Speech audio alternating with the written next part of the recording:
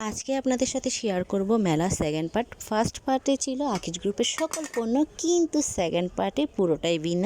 এখানে রয়েছে খাবারের সবগুলো স্টল, সাথে জুয়েলারির স্টল, মানে মেলায় যা যা থাকে আর কি। তো আমরা একটা জুয়েলারি স্টল থেকে প্রথমে দাঁড়িয়ে পড়ি, আর এটাতে কিন্তু অনেক সুন্দর সুন্দর ব্রেসলেট ছিল সিলভারের। আমার তো প্রচুর ভালো লেগেছে এই সিলভারের ব্রেসলেটগুলো, তবে প্রচুর দামও কিন্তু অতটা দাম নাই এইগুলার, কারণ আমার ওই ধরনের ব্রেসলেটগুলো অনেক বেশি ভালো লাগে। আর এই যে দেখেন সবগুলো কিন্তু খাবারের স্টল।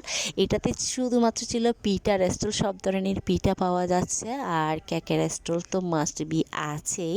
তো আমরা একটু একটু ঘুরে দেখতেছিলাম মেলাতে কী কী স্টল বসেছে। এখানে বাচ্চাদের খেলনার স্টল বসেছে, জুসের স্টল বসেছে, তারপরে আর কি কি যেন ছিল, ওয়াফেলের, আর যে কি আমি ভুলে গেছি, যাই হোক আস্তে আস্তে দেখাবো। তো আর তবে মেলাটা মানে যেরকম হয় সেরকমই বসেছে আর কি, তবে স্টলগুলো খুব সুন্দর করে সাজিয়েছে, ওটা জিনিসটা বেশি ইউনিক লাগতেছে।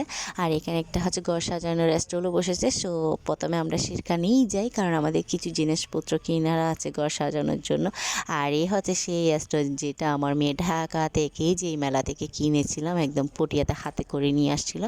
তো দুইজনের জন্য দুইটা স্টল নেওয়া হয়েছে। এখানে আমার ভাগিনা যেটা নিয়েছে সেটা আমার পছন্দ হয়নি, ওকে বলেছি একটু চেঞ্জ করে নাও। তারপর সে এই যে তরমুজেরটা নিলাম, তারপর দুজনে দুইটা নিয়ে নিল। আর আপু এদিকে সাংসারিক জিনিসপত্র কিনতেছিল, তো ওগুলো কেনার পর আর এখানে একটা স্টলে ছিল গরম গরম পেঁয়াজু আর জিলাপি ভাজা হচ্ছিল।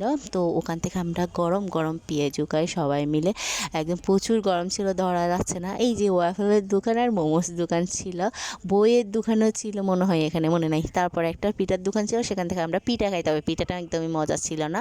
আর এখানে স্লিপারও ছিল, সেই জন্য বাচ্চারা স্লিপারও চড়তেছে। আর এই যে এখানে একটা ফলের দোকান ছিল, যেটা থেকে একদম অথেন্টিক জুস দিচ্ছিল, মানে একদম সরাসরি জুস আর কি।